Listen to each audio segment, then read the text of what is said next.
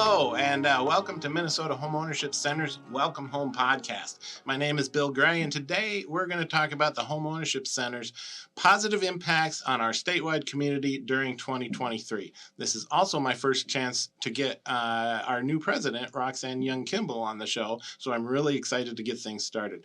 Joining me as my sole guest today is our new center president and my boss, Roxanne Young Kimball. Welcome, Roxanne. Hi, very happy to be here, Bill. We're happy too.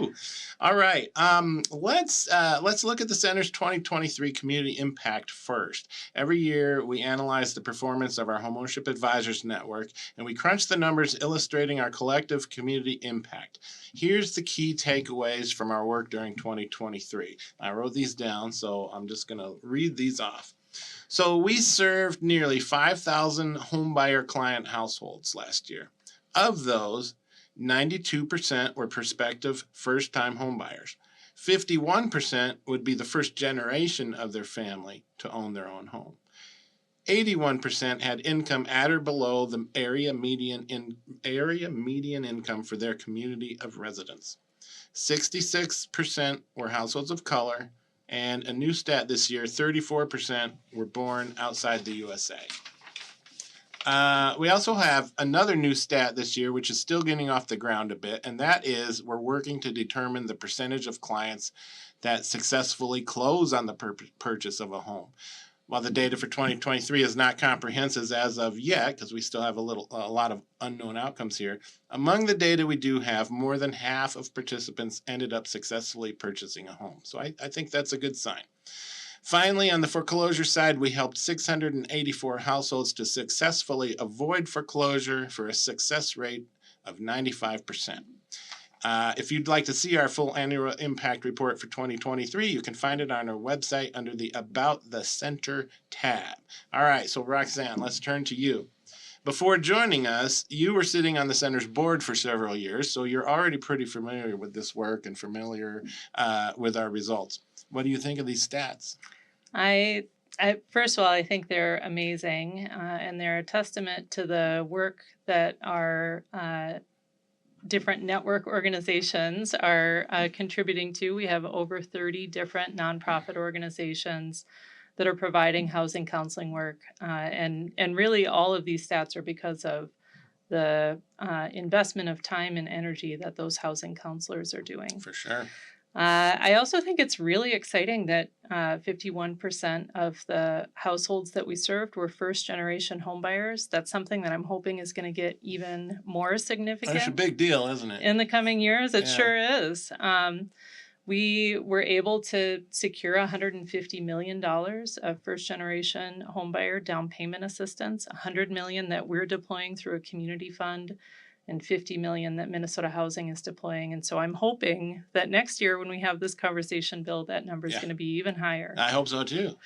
And I also think the foreclosure prevention work is really exciting. And it's sort of the unsung hero of our work. 95% of the people who received counseling were able to keep the wealth that they built in their home. And prevent foreclosure. That's pretty astounding. It is. It is really important. Foreclosure can sneak up on a person because of temporary life circumstances, and we know that, and we want to help people to avoid losing the home that they've invested so much of their time and effort and money in. And the 95% success rate. I just want to reiterate that for listeners. If you ever in a situation where you're having trouble with your mortgage payment, reach out to us, because there's a lot of ways that we can help you avoid having to, go through foreclosure for that home. So, all right, let's see. I want to talk a little bit about your previous work before joining us. You're no stranger to affordable housing and home ownership work in government as well as the nonprofit sectors.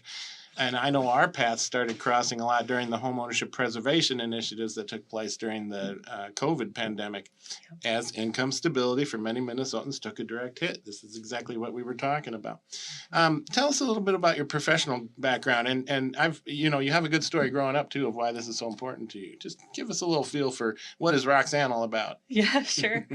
Well, I worked for the cities of both Minneapolis and St. Paul. And I would say the work that I did in both of those cities was really about how do we recover from the foreclosure crisis that happened in 2008 through 2011.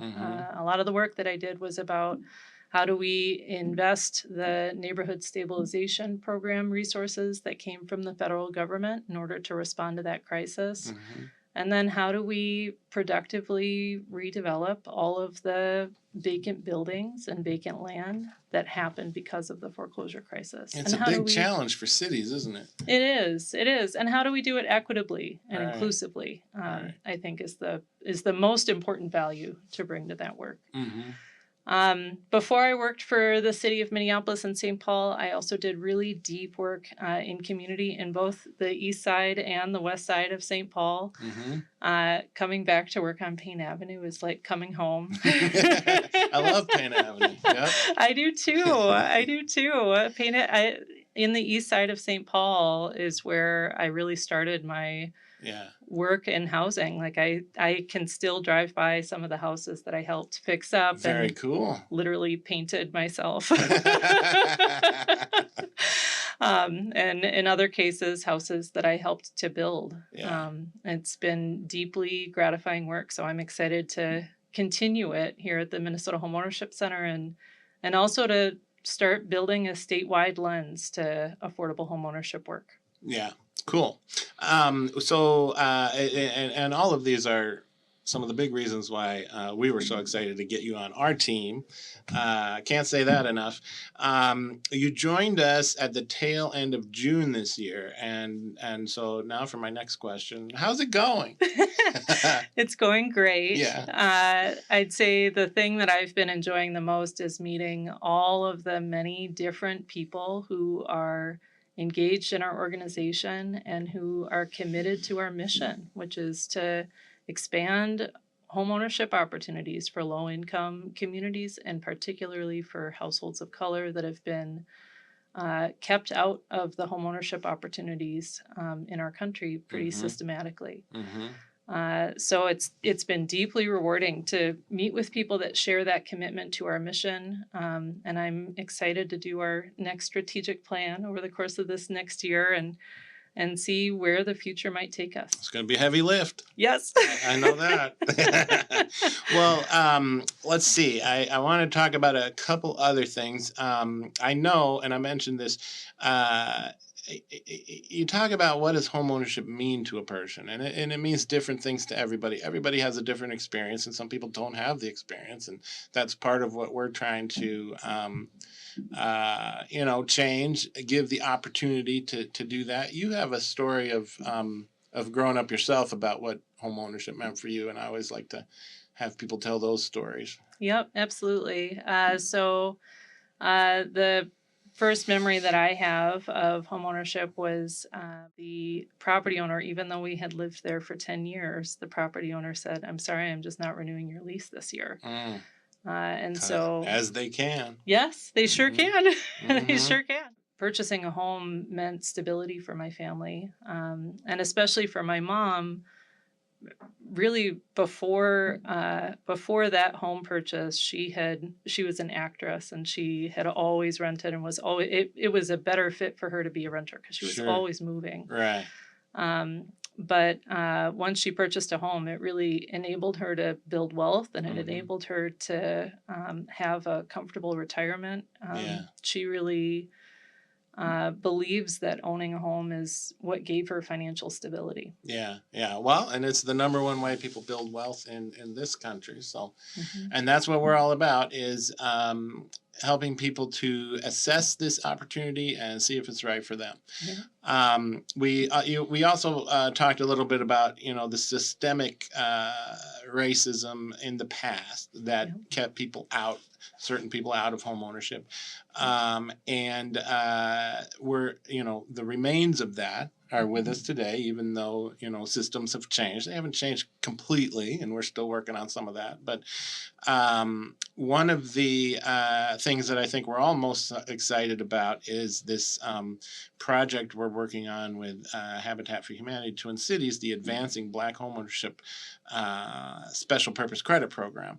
Do you want to talk about that for a minute? Sure. The Advancing Black Homeownership Special Purpose Credit Program very specifically focuses on serving foundational Black households who are descendants of the U.S. system of slavery. So foundational Black means a descendant.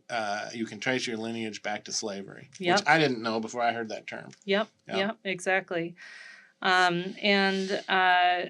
Really foundational Black households are some of the households in our country that have been the most excluded and the most discriminated against. The Special Purpose Credit Program is very specifically designed to benefit foundational Black households and try and repair some of the past wrongs that have happened in our country. And frankly, some wrongs that continue to happen today. Racism is still an issue that's alive and unfortunately more well than I would like it to be. Yep.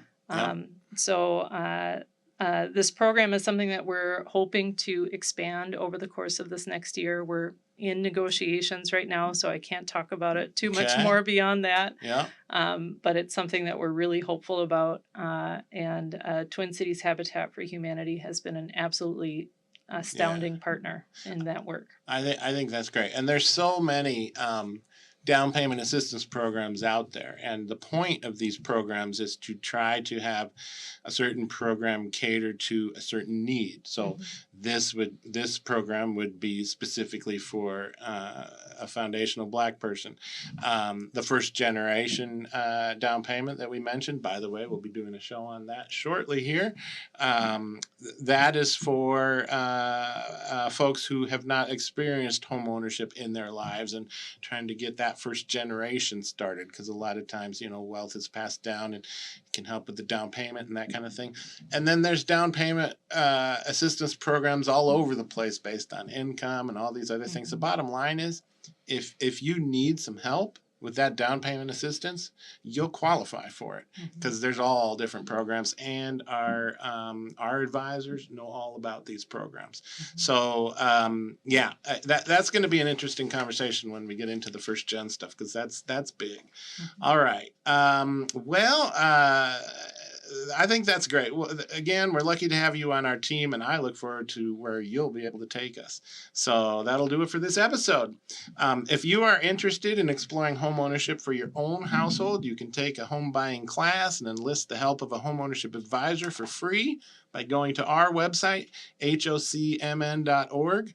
Our advisors and educators are embedded in organizations across the state, and they'll work with you to help get you mortgage ready, educate you on the buying process from A to Z, and walk with you through every step of the process.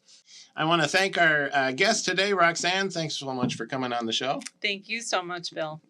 As always, I want to acknowledge our sponsors: Associated Bank, Midwest One Bank, Bremer Bank, Old National Bank, Huntington Bank, and Bell Bank. Our sincere thanks to each of these organizations for their support. Thanks and happy fall.